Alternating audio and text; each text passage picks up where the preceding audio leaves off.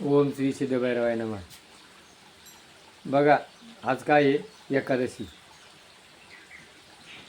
साधू संतांनी काय सांगितलं? एकादशी दिनी तुकाराम महाराजांनी एकादशी दिनी खाईल जो अन्न सुकर होऊन येईल जन्मा. या एकादशी दिवशी अन्न खाल्यानंतर अशी भीती घातलेली. तर एकादशी ही उपास म्हणजे विज्ञान आणि अध्यात्म दोघांची सांगड आहे. विज्ञान म्हणजे तुम्ही जे अन्न खाता ते अन्न पचवायला करता एक दिवस उपास पाहिजे.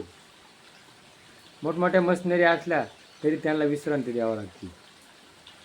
तर मग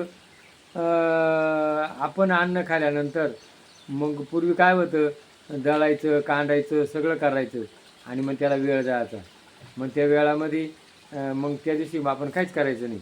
मग त्या दिवशी भगवंताचं नाव स्वतः घ्यायचं आणि दुसऱ्याला जाऊन सांगायचं. तर मग काहींना चक्कर येऊ लागले, मग फळं का फराळ आलं. आता विज्ञान काय म्हणतं? आपल्या शरीरामध्ये पाणी, अन्न, रजोगुण, तमोगुण, सत्वगुण. आपण अन्न खातो, आपलं विषय काम, क्रोध, लोभ, मद, अहंकार शरीरात तयार होतात आणि मग स्वप्नदोष होतो आणि विषय विकाराक मंदावलं जातं. मग द्वादशीला एक वेळचं जेवण, द्वादशी काहीच खायचं नाही.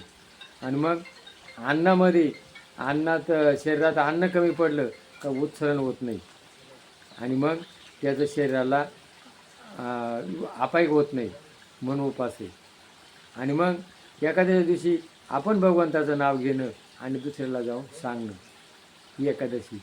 मग पंढरपूर आलं, वारी आली, त्र्यंबकेश्वर आलं, आळंदी आली आणि मग त्यावेळेला आपले साधू संत जायचे आणि विचाराची देवाणघेवाण, याचं नाव काय? एकादशी.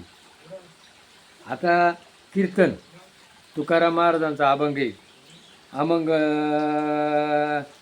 तुकाराम महाराजांनी सांगितलं, कथा करून द्रव्य घेती तया अधोगती नरकवास, रौरव कुंभपाक भोगिती यातना नये नारायणा करुणा त्याची.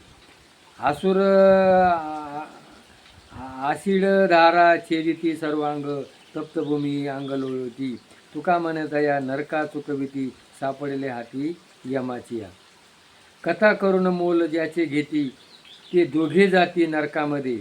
पुन्हा ब्रह्म करा अखंड स्मरा राम राम, मधुरवाणी नका पडो भरी, जाल यमपुरी भोगावया. तुका म्हणे करी ब्रह्मांड ठेंगणे, हात पसरणे गेणे दिग त्याची. जया कावे कीर्तन करावे, तेथले अन्न न शेवावे. काय अन्न शेवावे? बुका लावून या बाळा, माळ घालू नये गळा, तटभाशी दाना मागू नये जाना. तुका म्हणे द्रव्य घेती ते दोघे नरका जाती. आता बघा, जो बाबा होतो तो कुठंतरी संस्थेत जातो आणि तुकारामाचा गाथा पाठ करतो आणि तुकारामाला काय म्हटलं गेलेले? श्रीमंत तुकोबाराया. तुकोबारायाने कोणाला काही मागितलं नाही. आणि मग कीर्तन करून तुकारामाचा अभंग घ्यायचं आहे. मग हा अभंग काय त्या बाबांना येत नसेल का? तो बाबा पाहत नसेल का अभंग?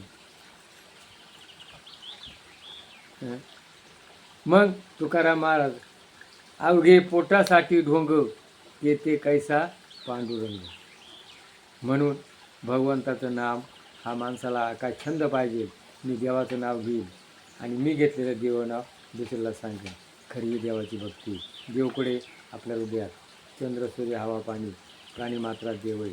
प्राण्यावर दया करा, आईबापाची सेवा करा आणि मी देवाचं नाव घेईल आणि दुसऱ्याला जाऊन सांगेन. ही मुळात खरी भक्ती, हीच थोर भक्ती. मी गेले विसरून खऱ्या देवा. तुकाराम महाराज खरी भक्ती लोक. मग आता हा काय झाला? व्यापार झाला. देती घेती, देणं घेणं. देवा तुला मी देईल, देवा तुला हे देईल. आज समाजामध्ये भावभक्ती राहिली नाही. म्हणून काय करा? भावभक्ती करा, तर तुम्हाला देव मिळेल. जय भैरवनाथ महाराज की जय.